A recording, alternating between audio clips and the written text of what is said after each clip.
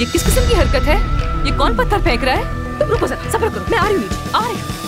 आज तुमने अली बसाकची को अपने घर बुलाया था ना? तुम्हें से क्या?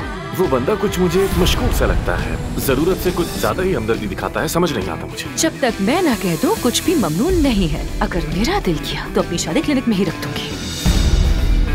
वो तुम्हें बहुत पसंद करता है, उसकी नजरें मुझे बताती है। नहीं, वो मुझे पसंद नहीं करता, बल्कि तुमसे चिढ़ता है, इसलिए तुम्हें ऐसे दिखता है। अब बस भी करो, कितना घूरोगी उसको? नजर लगाओगी क्या? क्या मैं घर में वापस आना चाहता हूँ। देखो, इस घर के तुम्हारे लिए रास्ते बंद हो चुके हैं। तुम इस घर में नहीं आ सकते।